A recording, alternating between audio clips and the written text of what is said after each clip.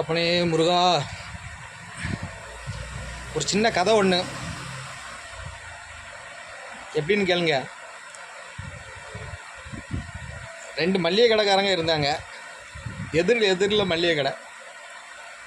நான் ஒரு மல்லிகை கடைக்காருக்கு சரக்கு நான் கொண்டு போய் ஸ்நாக்ஸ் ஐட்டம், பிஸ்கெட்டு, மிச்சரு, முறுக்குலாம் கொண்டு கொடுப்பேன். அப்போ அந்த கடைக்காரர் என்ன, நான் பொருள் என்னென்ன பொருள்லாம் வாங்கி வைக்கிறேன்னா அதெல்லாம் வாங்கி வைக்கிறாருப்பா, வியாபாரம் கொஞ்சம் டல்லாக இருக்குது அப்படின்னு என்கிட்ட சொன்னார். இப்போ நான் ஒரு சின்ன கதையை தான் சொன்னேன். அண்ணாச்சி, நீங்கள் அதை பற்றி எதுவும் நினைக்காங்க. நமக்கு போட்டியாக வியாபாரம் பண்ணணும்னு நினச்சா பகவான் இருக்கார். அவருக்கு தெரியும் ஒரு நாளைக்கு ஒரு ஆளுக்கு இவ்வளோ தான் படி அளக்கணும்னு அவருக்கு தெரியும். அவர் அவ்வளோ தான் படி அளப்பார். அதை மிஞ்சிக்கிட்டு நம்ம கண்டதும் கடிததும் என்னத்தை வாங்கி வச்சாலும் நமக்கு அளக்கிற படி தான் பகவான் அளப்பார், யாராக இருந்தாலும் சரி. அதை விட்டுட்டு அவனோட நம்ம ஒரு படி மேலே வரோன்னு நினச்சால் அது நமக்கு தான் பாதிப்பு. சரியா? இன்றைக்கி அவன் அப்படி இருக்கான், நம்ம இதை செஞ்சிட்டா நம்ம அப்படி வந்துடலாம் அப்படின்னு நம்ம நினைக்கக்கூடாது. சரியா? நான் வணங்குற தெய்வம் நமக்கு படியளப்பார், அப்படி தான் நம்ம நினைக்கணுமே தவிர அவன் இன்றைக்கி 10,000 ரூபாய்க்கு வியாபாரம் பண்ணிட்டான், நம்ம இன்றைக்கி 12,000 ரூபாய்க்கு வியாபாரம் பண்ணணும் அப்படின்னு நினச்சிட்டா இன்றைக்கி நம்ம பண்ணலாம். இன்னும் ஒரு 5 வருஷம் கழித்து நம்ம மாடு மேய்க்கிறது கூட லாக்கில்லாத ஆளாக மாறிடுவோம். கரெக்டாக இல்லையா?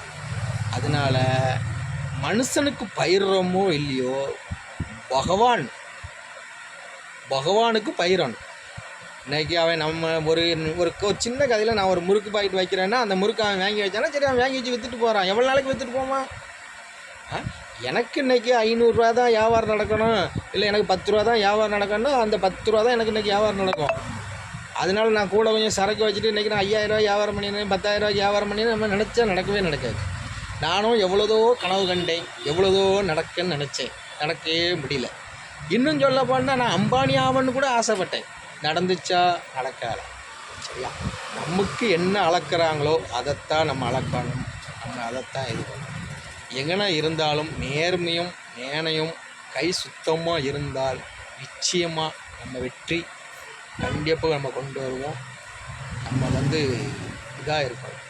ஒருத்தனை கெடுக்கணும் அப்படின்னு நம்ம நினைக்கவே நம்ம கெடுக்கணும்னு நினச்சிட்டோன்னா நம்ம கெட்டுட்டோன்னு அர்த்தம்.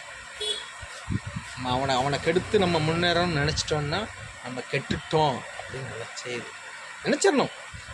நம்ம அவனை நம்ம கெடுக்கலாம், நம்ம நாளைக்கு நம்ம நல்லா இருக்கவே முடியாது. நம்ம காலத்தில் நல்லா இருந்தாலும் நம்ம பிள்ளைகள் காலத்தில் ரொம்ப கஷ்டப்படுவாங்க. நம்ம பிள்ளைகள் காலத்தில் கஷ்டப்பட நம்ம வைக்கலாமா?